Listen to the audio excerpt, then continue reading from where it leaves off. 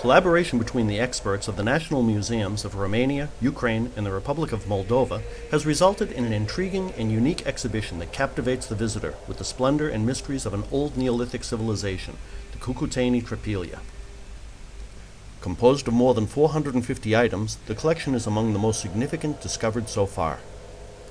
The exhibition Cucuteni-Trypillia, a great civilization of old Europe, is on display in Rome at the Palazzo della Cancelleria from September 16th through October 31st. The exhibition is centered on meticulous recreations of common dwellings and the abundant pottery and ceramic artifacts that have been discovered since excavations began in the 19th century. A starting point would be to ask, the Cucuteni-Trypillia civilization, who were they?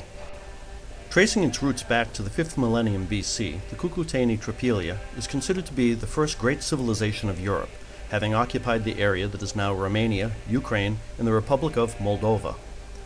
It was a civilization spreading over about 350,000 square kilometers, with thousands of settlements ranging from small villages to cities comprised of hundreds or thousands of dwellings. Daily life was occupied with farming and raising livestock, spinning and weaving cloth, tools and weapons making. The Cucuteni-Trypillia craftsmen were able to work with copper and various alloys, and to a smaller extent, silver and gold for the creation of prestigious jewelry. They also set up an intensive and elaborate trade network with neighboring populations.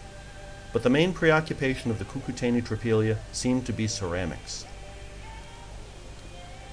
It would be no understatement to describe the ceramics of the Cucuteni-Trypillia craftsmen as masterpieces. For nearly 1,500 years, these ancient artists produced pots and vessels and statuettes that transmit the artist's thinking and feeling and imagination by means of symbols and designs. Often unique and beautiful items that show us the excellence of their creator's skill, sculptural and elegant in form, intricately detailed with painted and incised designs, as well as by the precision of their execution. Sometimes, the shapes of their ceramics are so harmoniously modeled and ornamented, almost suggesting the sensuality of the human body. Others follow the rigidity and patterns of cereal production items that were used for everyday use. Many are of animal forms that symbolically confirm the importance of agriculture in their daily life. And many are covered with representations of mythological scenes and were used for religious rites and festivals.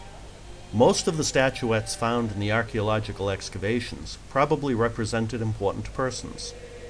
The faces of the men are long, with outlined noses, and most of the feminine statues are graceful, with long feet. Some are represented naked, while some others are wearing festive costumes, but without any masks on their face, and this is one of the mysteries of the Cucuteni-Trypillia culture. Mostly, the masks would be ceremonial in nature, bearing the images of sacred animals, celestial figures, or sacred birds.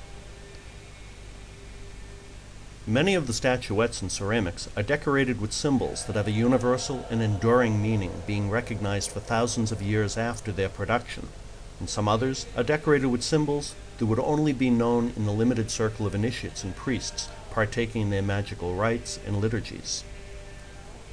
The Cucuteni-Trypillia practiced a curious cremation ritual that included incinerating the dead along with his house and its contents, thus returning the deceased to the earth, but also cleansing and sanctifying the location for the next house to be built on that site.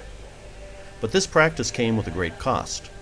All the wood needed for the funeral pyres, the reconstruction of homes, along with the wood needed to fire their ceramics, contributed to vast deforestation, and over the course of their 1,500-year existence, negatively impacting their local economy, since resources had to be brought from further and further distances.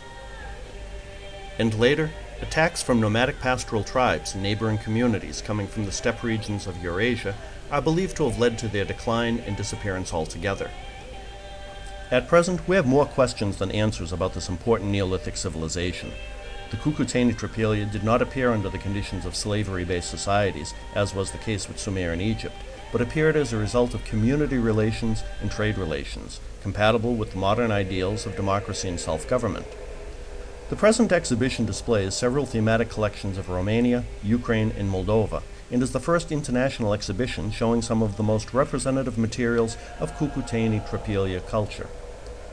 The aim of the exhibit is to inform the public about an important wellspring of human civilization. The more we find out about Cucuteni-Trypillia, the more mysterious they seem. Most ancient cultures, like those of Mesopotamia and Babylonia, are known by their writings, but having left no scriptural records, it is not known what language the Cucuteni-Trypillia spoke, making it even more difficult to establish the place and role they played in world history and the development of ancient Europe.